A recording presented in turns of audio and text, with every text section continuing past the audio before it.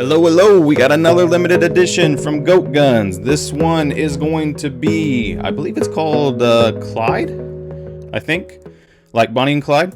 But this one, limited edition, I got 336 out of 600. This one's got a little cut right here, I just noticed, which that kind of sucks, but it's all right. 336 out of 600.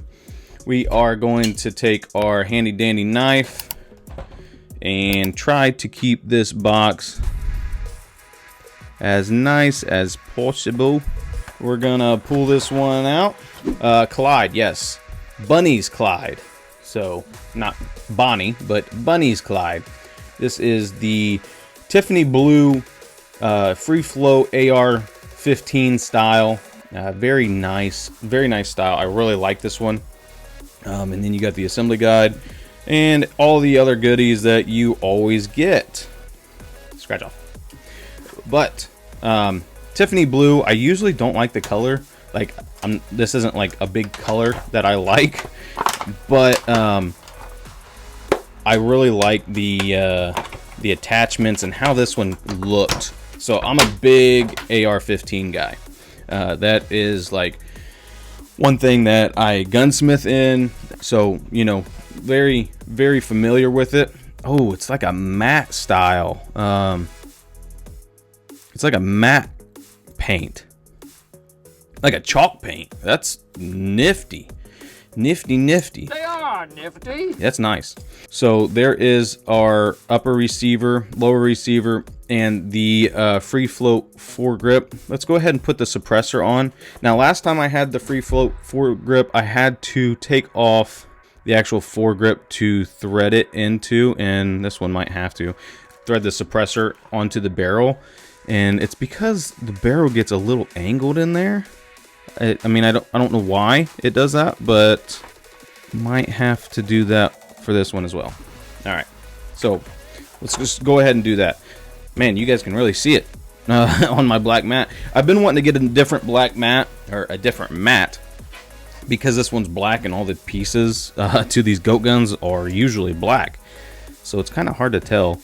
So I want to get a different mat, just so you can see it a little better. But we're going to unscrew everything, and this is going to unscrew the handguard from the barrel and from the receiver. And what you can do is you can just take off this handguard. You can go ahead and thread on the suppressor to the barrel, and that way you don't have to worry about scratching or trying to finagle your way through the handguard. And then all you got to do is just slide that back on. It's a bit of a tight fit, but it works. One thing I've noticed with these free float foregrips is they kind of angle down a little bit, and so to counteract that, I really kind of push up on this end and down here, and when I screw things in, and it kind of keeps things a little straighter when you screw these screws in. So keep that in mind. That is a little thing that I've been doing that's kind of helped me out. The longer the foregrip, the harder it is going to be to correct that.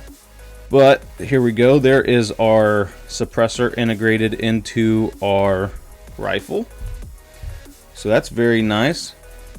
Let's get our pieces back over here. Let's put the buffer tube on. Buffer tube on the back, and then we have this nice stock. It's not the standard stock, which is kind of really why I wanted this gun, was because it has all the attachments with it already, and it's already this nice color, and I do like this color. There is a 1911 that is this color as well. That just does not want to go on there. Oh gosh, okay, that took some finagling. That one really locks in there. That's nice. But there is the stock on our rifle. Okay, and then let's take our angled foregrip slide that onto the front here. I really, really like these angled foregrips. Let's try to go this way. Yeah, that makes sense. Makes sense to me, huh? Alright, so we're gonna unscrew the foregrip. It's having a little trouble. So we're just gonna unscrew that. We're gonna crank that back down. Alright, so there is our angled foregrip on our rifle. Let's move on to the magazine. So the one thing that I've noticed with these limited editions is the paint job. Definitely be careful with the paint job. It very easily scratched, so you don't want to scratch, you know, your limited edition. So just be careful with them. Don't try to brute force anything. I tend to try to do that, and it's not good. For small things like this, I have little patience, and so that is that's not good for me because I end up damaging things. But so this one reason why I really like this rifle. It has the nice magazine on it, the very nice mag. It doesn't have just the standard metal mag.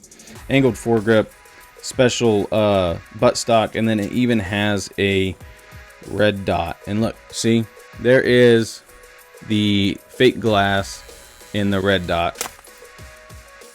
I have lost a light. We are lightless, but I've been having a lot of technical difficulties lately. But anyway, so this is a flathead and this is a Phillips head. Good thing I have an abundance of these little screwdrivers. But yeah, flathead screws, absolutely the worst thing in the world. I don't know why we have these stupid things. So let's put our red dot on there. You guys thinking right there? I think that looks good. I think that looks good. So we're gonna put our, man, one light sucks. I'm gonna screw that back in. All right, there is our rifle. That is very nice. I don't think the ARs don't shell eject. So keep that in mind. They don't shell eject, but there is our rifle. That is a very sweet looking rifle. I really do like that one. Let's put our stand together. Again, the stand is that nice Tiffany blue color. All right, there is our stand. There is our rifle. And there we go. Beautiful. That is beautiful. I really do like that one. That is a very nice coloration on it. Very pretty. Very pretty. 1911 is the same coloration. And so I think it kind of goes with this one. It's on the shop. It's not a limited edition. So, but this one's very nice.